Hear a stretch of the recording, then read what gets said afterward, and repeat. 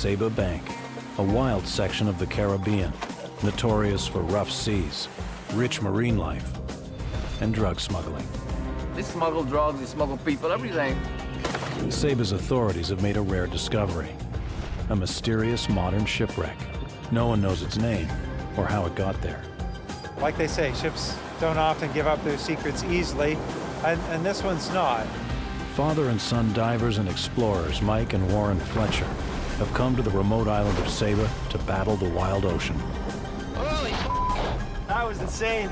Their quest is to identify and tell the story of the ghost ship of Saba Bank.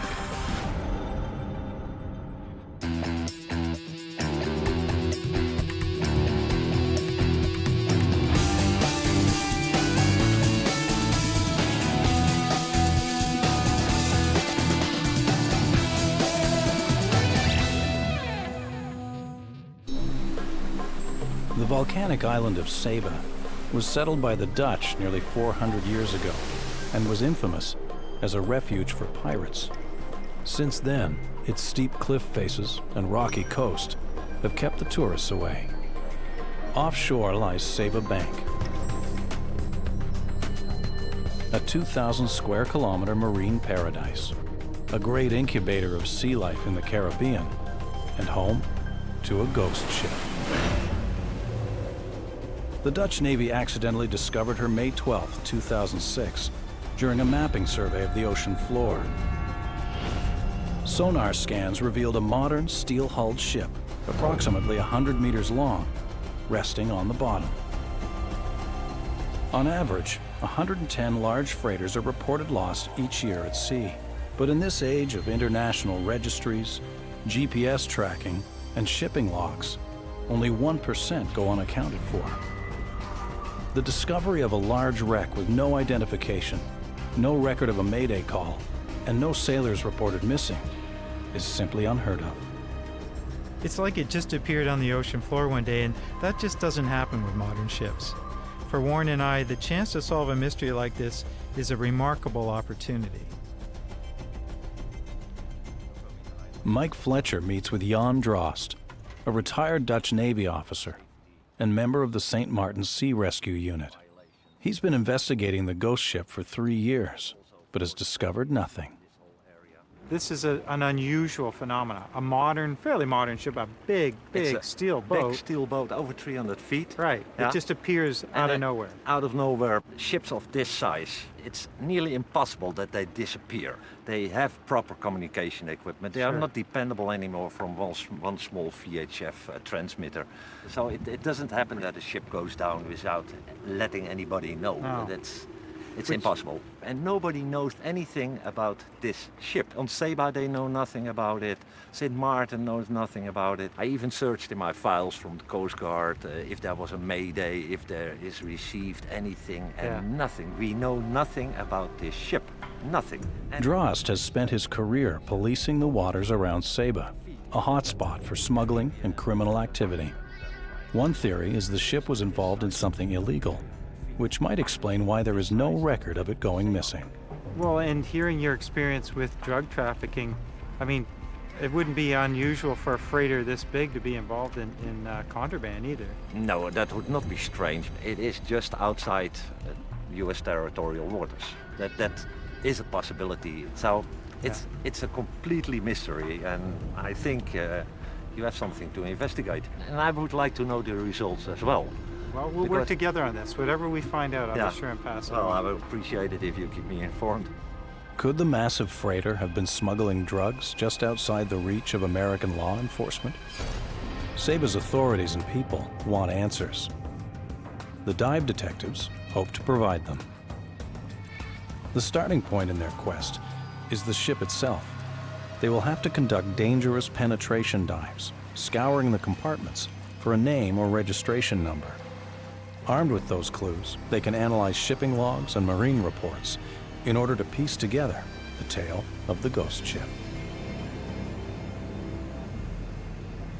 We've explored lots of shipwrecks around the world, but this is going to be a difficult dive. Just getting to the wreck is a challenge. The condition on Saba Bank can be really choppy, and the weather can change in an instant.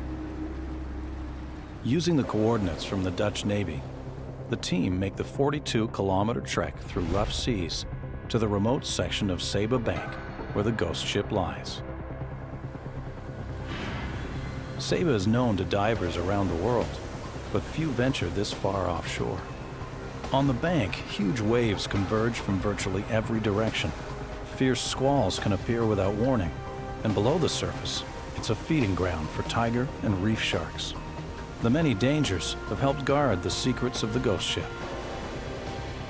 Members of Saba National Marine Park, Greg van Laake and Jan den Dulk, know all too well the perils of diving on the bank. It's just the fact that we're so remote. We're 26 miles away from shore. You know, you can't get rescued all that quick. That's what's going to be going on in the back of my mind today. Dive boat captain Miles Nowak does his best to synchronize their path with the GPS coordinates. According to the Dutch Navy, the top of the wreck lies only 7 meters below the surface. It shouldn't be difficult to spot once the team are in the water.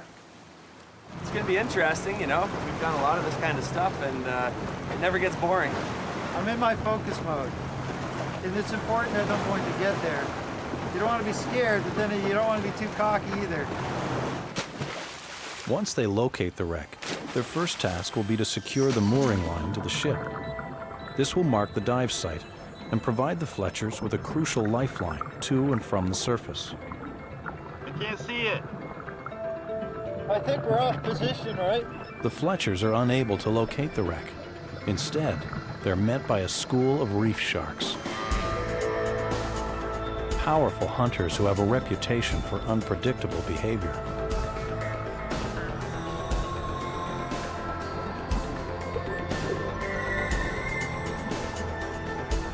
We're not gonna find it. We should get out of the water. The surface current and churning waves have knocked the team off target. Look out!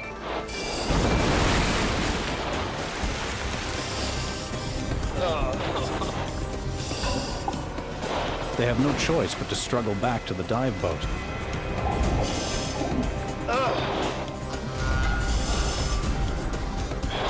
Weighed down with 2 extra large tanks and a camera, Warren is in danger of being crushed as the boat rises and falls in the swells.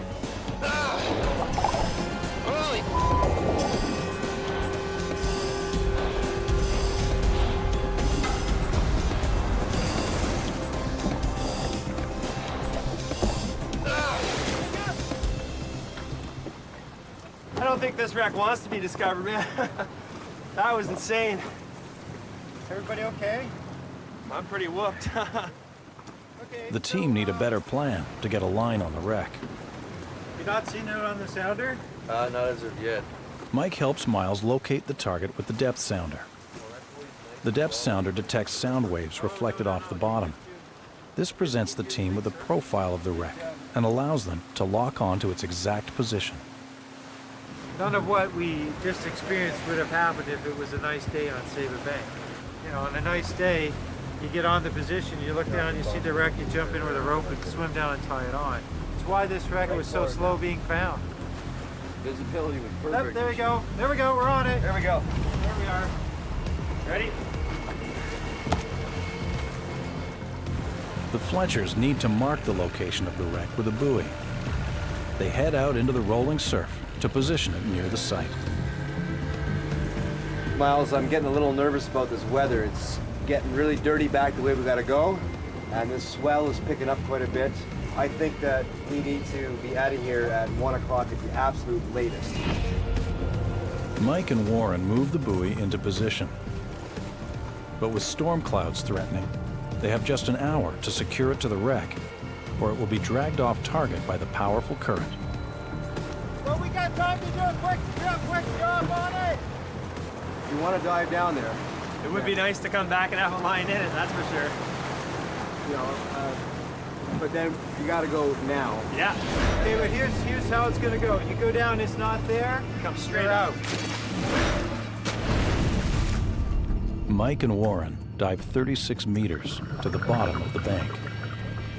Slowly, the massive steel freighter comes into view, sitting upright on the ocean floor. Seeing a shipwreck for the first time is always a huge thrill.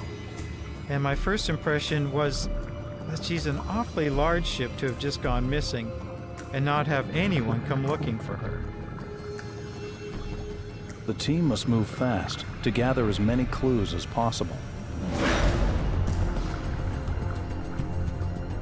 They begin by searching the exterior of the 96-meter wreck, while Greg ties off the buoy line. The wreck is encrusted in thick coral and barnacles, concealing any identifying marks or a name that may be painted on the ship's hull. The dive detectives have permission to look and touch, but not alter. The site teems with marine life.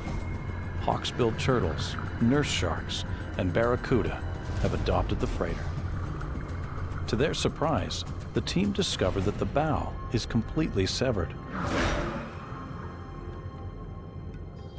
The ship has been torn apart. It's nothing like the Dutch Navy sonar images taken just 3 years earlier, when the ship was intact. It's quite possible the wreck's been hit by a hurricane. Some have enough power to move entire wrecks across the bottom. A strong hurricane might have enough force to tear the freighter apart. Time is running out, and the Fletchers must return to the surface. Warren looks back and catches a glimpse of something stashed deep inside the wreck's cargo hold. They're out of time, but the hold's contents could be an important clue to the ship's identity. Intriguing. It looks like a wreck with lots of questions and no answers. We're past the first hurdle. It's a nice feeling to know that that line is now in the wreck. And if we get 2 days of bad weather, we can count on being able to get on the wreck and helping everybody here and save us solve the mystery. Yeah. The mysterious circumstances surrounding the ship's sinking suggest she could have been carrying something illegal. The area around Saba Bank is a major transport route for drugs moving north to the U.S. The next step is to find out what the locals know. Some Sabans suspect drugs were involved and want to find out just what happened in their own waters. Mike meets with Frank Granger, the first Saban notified of the mystery wreck. I've never heard nothing about a ship, no survivors or anybody, no family members coming to look to find out anything about the missing ship. And the ship was almost likely by a company. The company lost the ship. The operators of that vessel should have known where it left and where it was going, you know. Right, but none of that. No, none of that. We never heard nothing that the ship was missing on our bank. It almost smells like maybe there's a little underhanded skullduggery going on here. What do you think? Well, it could be. Well, we're going to do what we can to try and get some answers to these. Yeah, that would be great. I would like to know for myself also. Frank and many other Sabans want to know about the ghost ship, but because of the dangers surrounding smuggling, they have been cautious in their investigation. Going on. And I was thinking, well, I shouldn't maybe stick my neck out too far either. I mean, I don't want to get involved in something that maybe I shouldn't be in, you know. A lot of ships have got something on the manifest inside the ship's cargo hold or something else. It has been going on since the time ships start sailing the sea. But it is the Wild West out there. There's a lot going on that people don't Saba want. Bank has a lot of things going on that you wouldn't know about. Smugglers right back. Pirates, modern day pirates. It's got a long day. Piracy still going on. They smuggle drugs, they smuggle people, everything. Each year, more than 200 metric tons of cocaine are seized in the Caribbean en route to the United States. The ship may have been sunk as part of a dangerous criminal enterprise.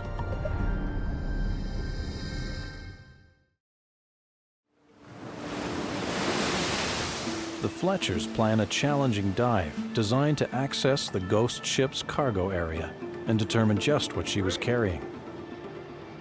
Critical clues to identifying the wreck. You've got to remember that diving is the most crucial part of this expedition. Identifying the wreck has to come second. The most important thing is just not killing yourself down there.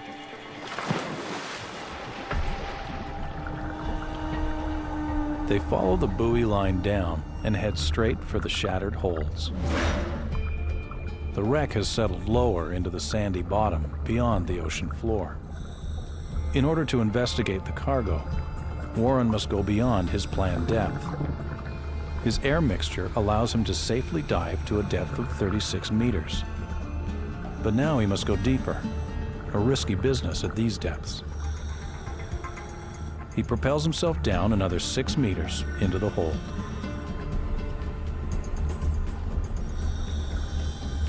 Two massive and potentially unstable cranes tower dangerously above his head. His father watches from above, ready to help in an instant.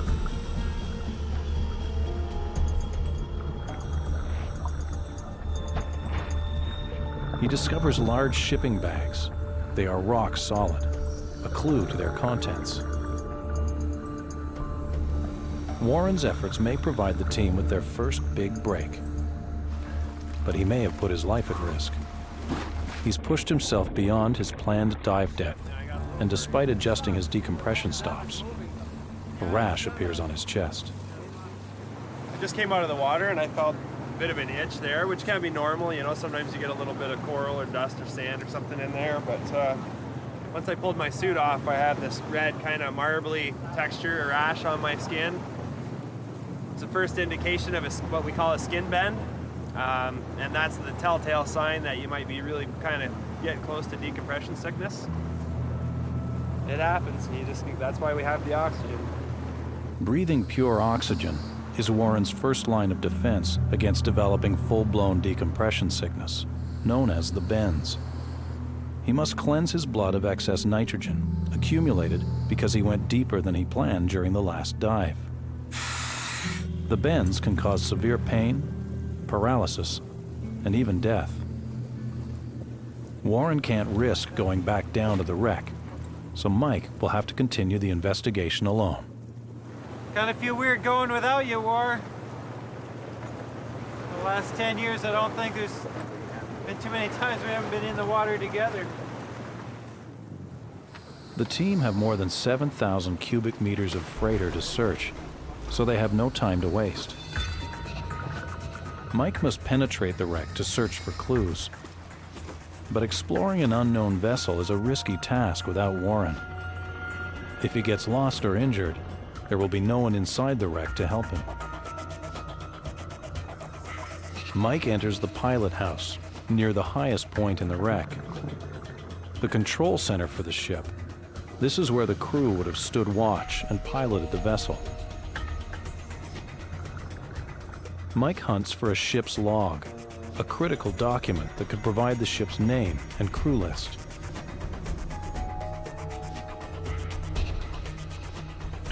One wrong move in these tight spaces, and this maze of debris could trap him. It's kind of a weird, tumultuous feeling. I don't know how to describe it. I love seeing what's going on down there, and I also love to be there with my dad in case if he has a problem and I can help him out. Me and my old man do have a weird relationship. We do lock horns quite a bit, but it comes right down to it, we're there for each other. Due to the danger of searching alone, Mike limits his investigation to the pilot house. Frustratingly, there are few clues among the tangled wires and smashed control panel. I'm not finding the typical machinery you associate with the pilot house. The steering wheel doesn't seem to be there. The pedestal that holds the steering wheel, none of that's there. And that's really got me wondering. Either it's been knocked down and lost in the clutter inside the cabins, or someone's been there ahead of us and has taken it.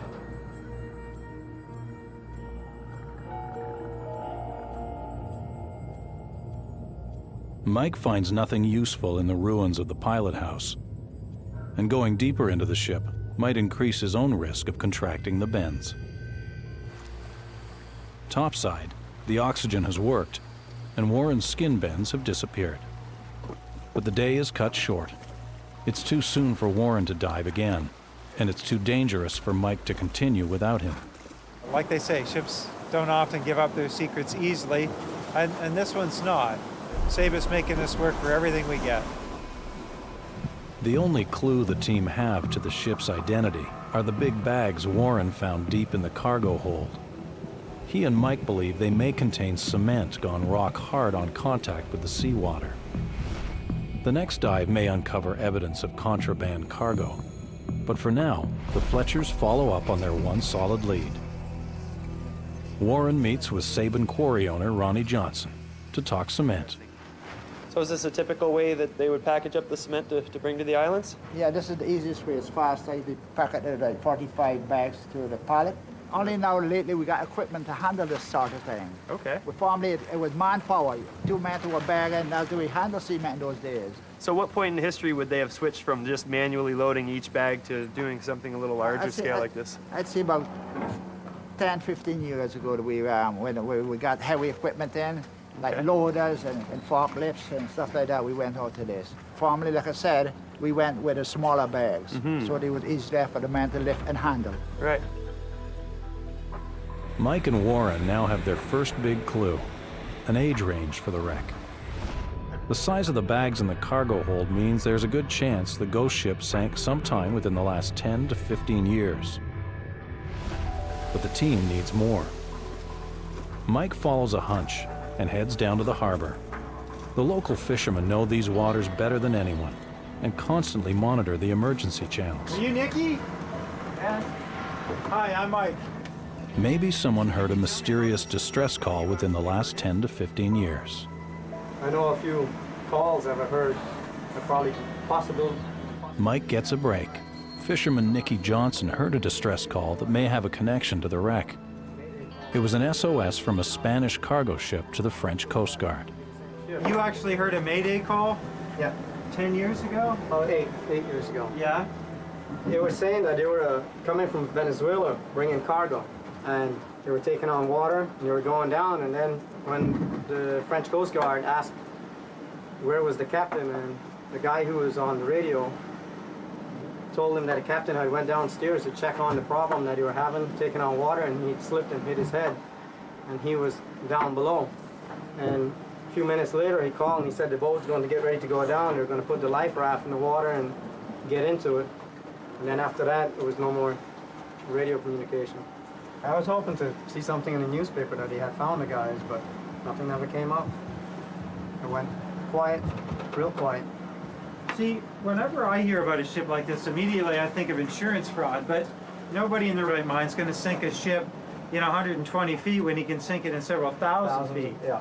If you're going to do a fraud, you don't want the evidence to be found. Correct. So that's why, to me, it doesn't make any sense. The only other thing that makes sense to me is that there was somebody carrying some contraband, they got into trouble, it sank, and they all ran away, and they're hoping like heck nobody's ever going to put somebody's identity to that wreck. I think so.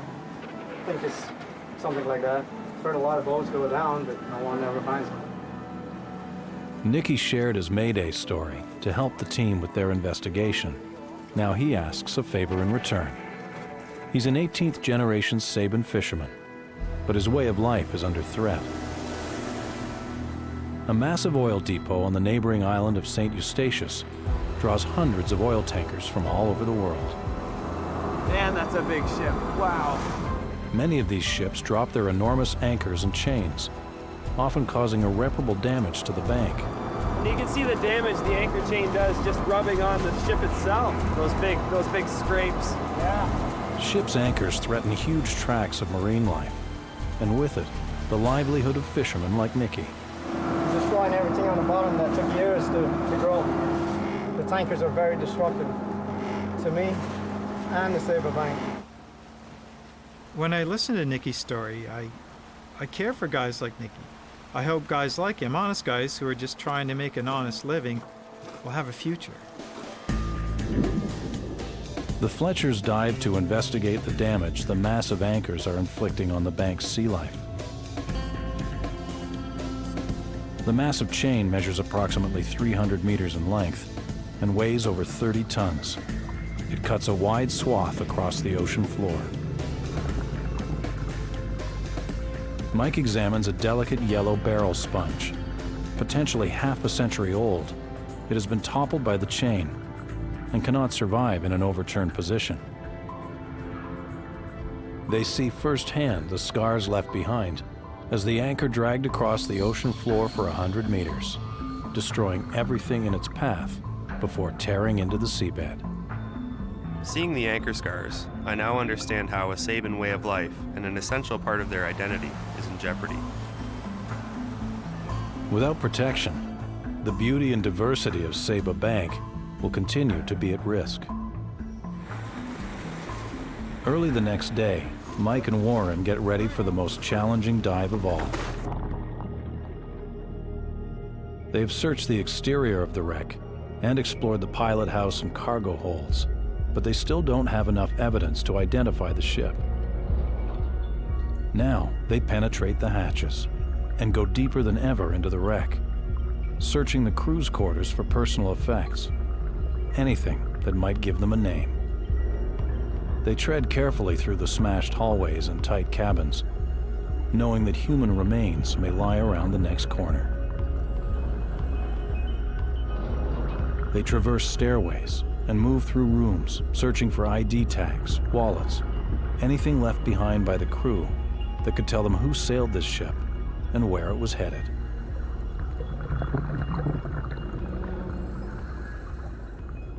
As you swim through the wreck, you realize this was a vibrant ship not so long ago, with men and perhaps women walking the decks. I don't think they're there now. There's no solid evidence of something tangible that would help us identify an individual. Were they lost to the sea? Did they go down with the ship? We just don't know.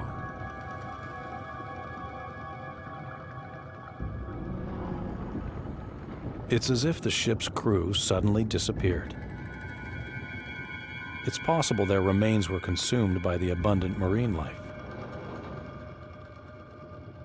The Fletchers continue to search through the passageways choked with wreckage.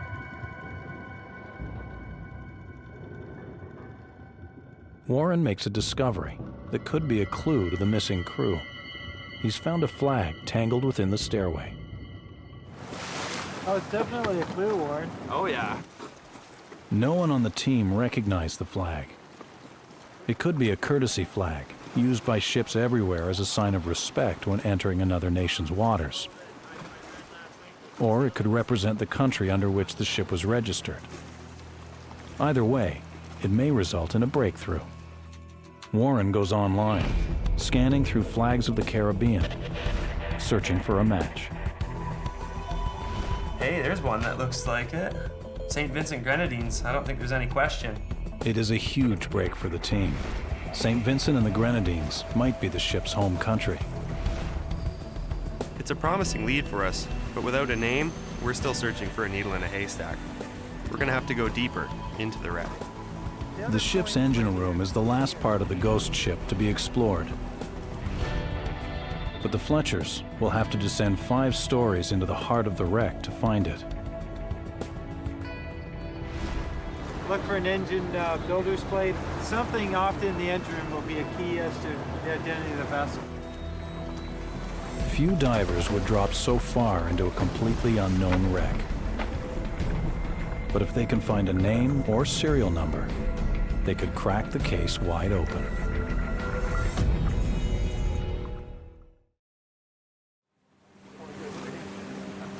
The Fletchers will penetrate the ghost ship's engine room through a skylight in the stern and drop 17 meters.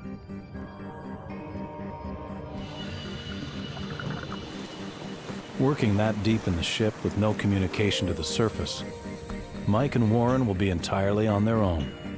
If anything goes wrong, no one will know until it's too late.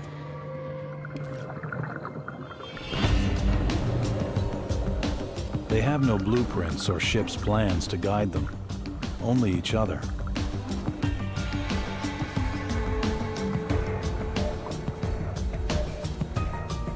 They finally reach the engine room. A maze of narrow stairwells littered with smashed machinery, electrical cables, and broken pipes. Their own movements stir up years of debris, clouding their visibility. They work as fast as they can to allow enough time and air to retrace their steps in case they get lost in the wreckage. With time running out, Warren investigates one final corner of the engine room.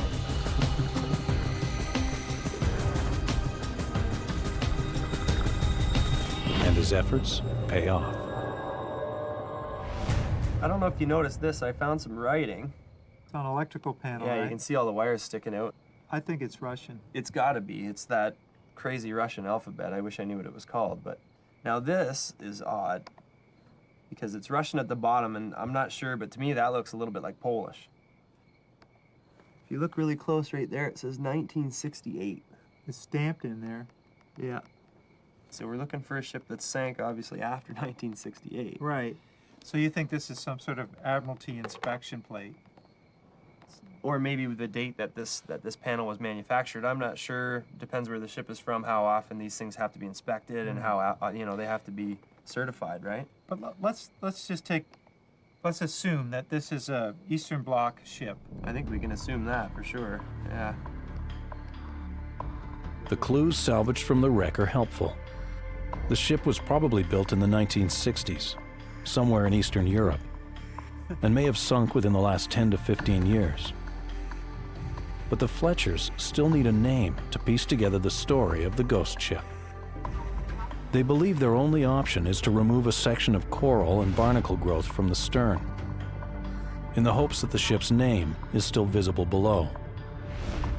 Mike finds Jan den Dulk, manager of Saba's National Marine Park, at work on one of the island's nature trails and seeks permission for the operation. And as the manager of that area, do you have a problem with us getting a little aggressive when it comes to trying to uncover the name that's covered under a bit of marine growth? I think, since the word got around this island, of course, there's lots of stories and people are vaguely remembering things they've heard. Right. So there's a lot of mystery about the wreck, and I think the people on this island would, like to have that solved. Permission granted. The Fletchers prepare for their final dive. The people of Saba are looking to them for answers. And now, the entire investigation hinges on what Mike and Warren can uncover beneath years of sediment and growth. It's hard work, and any paint still on the ship could easily come off with the coral.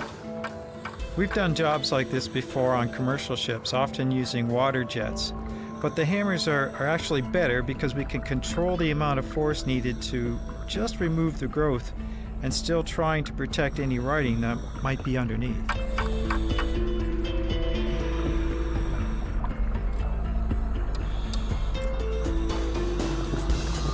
The dive detectives' efforts are rewarded. Letters slowly begin to appear on the stern of the ship. But they must be very careful working at this depth.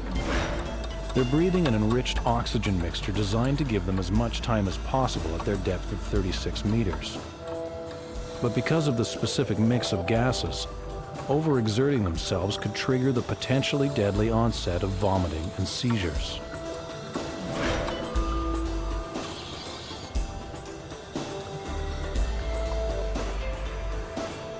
A name emerges. It could be the clue they need to unravel how this massive freighter ended up on the bottom. Awesome. It always seems to work this way. You have a lot of bad luck, things aren't going your way, and then right at the end it all comes together. But Mike and Warren disagree about what they found. I say Marina. Marina? Marina. Yeah, you think so? Yep. I sure thought it was an N. N or M? I thought it was an N. Okay. Well, I'm going to go with Marina. Okay. You just said Marina, and now you're saying Marina. I want to be right. Now, hold on. There it is right there. Wow, it looks like an N there. It sure does. Okay, so N-A-R. But, whoa, wait. See that little triangle that comes down? You see that tiny little bit of a line right there? Uh-huh. I think that might be part of an M. Okay. If you see that, like that line right there should continue down, but it doesn't, it breaks up. See that? Yep. So I think you're right, I think it is Marina. Okay, so M. Marina makes more sense, it's a very nautical term, right? I don't know. I think it's a woman's name. It'd be a good name for a ship anyway, Marina. The team have amassed an impressive body of evidence. Its approximate age, where it was likely built, its cargo. They also know the ship carried a St. Vincent and Grenadines flag, and most importantly, was named Marina. Now they hope these clues will lead them to what really happened, how this vessel came to lie on the bottom of Saba Bank.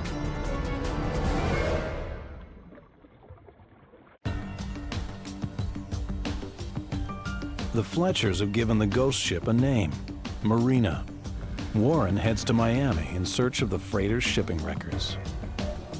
He meets with Kenneth Gale Hawks, an ex-Marine, a lawyer, and an insurance investigator. If there's one person who knows how to trace a ship in the Caribbean, it's Hawks. We can see that there are a number of marinas. Oh, yeah. Hawks has found several ships named Marina in the official shipping logs. Warren must help him narrow down the list and identify the correct vessel. Those tons. Yeah, that's way too big. We know that isn't it, right? Mm-hmm. Okay, and oh, well, there you go, St. Vincent and Grenadines. We actually found a St. Vincent flag on board the ship. okay. And Heavy cargoes. this tells us that this is the build history. Shows Yeah. that she was built in 1968. Oh, See anything- yeah, 1968, yeah. Did you see anything in the ship that indicated 1968? We did actually, on an electrical panel, we found a date that had been stamped in, and it was 1968. So that's Okay. really interesting. It says three holds, which is right. There were 2 large cargo holds and then a smaller one at the bow. And then one engine, basically. I only saw one engine, yeah, single propeller. Well, I'm definitely excited by this wreck. Everything really fits the mold perfectly, so it's, I would say more than likely that it was this ship. Well, I'd agree with you, Warren. I think that's probably the ship. Yeah. Warren and Hawks have found the right Marina, but the records offer a strange story. It appears she suffered a near-fatal accident 120 kilometers away from where she was discovered on Saba Bank. Reports indicate the disabled ship was towed by salvers to the Caribbean island of Tortola. It's a little weird to me. Do you feel like there was maybe some kind of underhandedness or some kind of illegal activity going on with the ship? Well, in my opinion, there's some real questions in this case. Yeah. The reports indicate that there's the same owners had one other ship about the same age, which sank a month later Oh, really? in approximately the same location. Wow. Now that to me sets off all sorts of warning bells. Yeah. The dive detectives follow the trail to the island of Tortola, where the ship was towed. It is the last recorded location of the Marina before her sinking. Unlike Saba, Tortola is a major vacation destination, famous for its many beaches.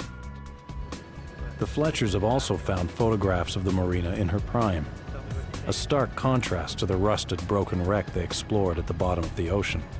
Oh, there she is. No question, huh? The ghost ship was built in Bulgaria in 1968 and was originally named Varna. Based on shipping records, she spent 25 years hauling cargo around the world until the early 1990s, when a company in the British Virgin Islands bought her and used her to move cement in the Caribbean. The final reports of the Marina have her in trouble during high seas just after midnight, August 4th, 2000, not far from Tortola.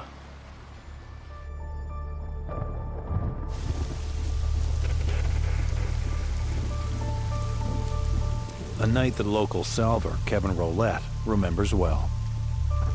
Rolette was responsible for bringing in the Marina the day after its first brush with danger. He may also be one of the last people to have seen her afloat. They hope he can explain what happened to her on Tortola, and ultimately what took her to the bottom of Saba Bank. Hi there, Kevin. Kevin is taking the Fletchers to where he first met up with the Marina. You guys about ready? Yeah, you want to go right now? Yeah, we got Derek, who helped us with the Marina up in town. We're going to pick up on the way. And Okay. you guys can give a hand getting the lines off. Sure. Let's get rolling. Just after midnight on the 4th of August 2000, Rolette was among the first to hear the Marina's desperate calls for help. The ship was taking on water, and the crew was preparing to abandon her. He was also the first to contact the local island police, who rescued the crew in high seas, leaving the Marina abandoned and adrift. Derek, who you're going to meet shortly, myself kept talking about it through the night. And, He's a ship's engineer, and we kind of shared the same theory. We really didn't believe that the boat was going to go down like everyone thought it was going to. Yeah. At first light, Rolette sent Derek Blair up in a plane to assess the Marina's situation. Blair, a veteran marine engineer with 40 years of experience, was among the first to lay eyes on the ship after the crew was rescued. His aerial reconnaissance revealed a ship that was still afloat, but taking on water. And you could see the decks were awash. She was very low in the water, and she was rolling water off the scuppers and off the decks. Wow. Abandoned hours before, the Marina was drifting dangerously on a collision course with the rocky shores of nearby Ginger Island. Authorities feared that the Marina's massive fuel tanks would rupture when she smashed into the island, an environmental disaster in a region dependent entirely on tourism. Rolette decided to save the ship. Typically, the jobs we get around here in the BVI would be yachts that get in trouble, maybe smaller merchant vessels, but this was clearly much larger than what we normally deal with. But also very aware of the fact we're running out of time, that this thing was going to be on the rocks if we didn't do something, give it some effort. Yeah. As quickly as we could. The salvage team scrambled into action. Blair was the first person to board the Marina. He saw a ship in desperate shape. The evidence suggested sabotage.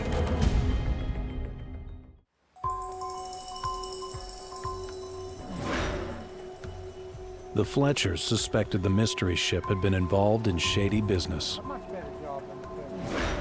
Now they have an eyewitness. Do you have any idea maybe where the water was coming into the ship? When we pumped the engine room down, we did notice we were still making water on the port side forward. And we did find a valve that appeared to be open. When we shut this valve, it definitely cut down the amount of water ingress to the vessel. Wow. Oh, that's a little suspicious, isn't it? Yeah, absolutely. You know, these big valves don't open themselves. Right, right. Somebody opened the valve. In my opinion, it could have been a scuttle job, but it's hard to tell. It's pretty fishy. What at first looked like an accident may have actually been an attempt to sink the ship on purpose, gone drastically wrong. A key valve was left open inside, and the Marina was carrying much less fuel than expected, suggesting that the order to abandon ship may have been prearranged. The ship's owner may be the only one with the answers. It's just in my nature to be inquisitive, and I've worked in the marine industry long enough to know that there's a lot of slippery fish out there. Did you ever get the feeling like this guy maybe wasn't on the up and up? I can't say that at first. In my dealings with him, I found him very charming, interesting guy, interesting background. For me personally, the biggest task was to try and get the thing under tow. And at that point, she had her rudder turned, so she was quite unwieldy with a heavy lift to one side, water scooping off the deck. Salver Kevin Rolette and his crew managed to stabilize the Marina and safely tow her 38 kilometers to Tortola, where he continued to make repairs. Later that month, Rolette photographed the Marina's crew returning to the vessel and stripping the ship of all remaining valuables. The photographs explain why Mike and Warren found nothing of a personal nature on the wreck. They also suggest that the crew may have known the ship was done for. Tortolan authorities ordered the Marina's owner to remove the derelict ship from their waters. The owner said he was taking the ship to Trinidad, and under his control, she headed out to sea. When you saw the Marina sail away from Tortola, did you have a good sense of what was coming? I definitely would say I was suspicious and curious about what her final outcome would be, yes.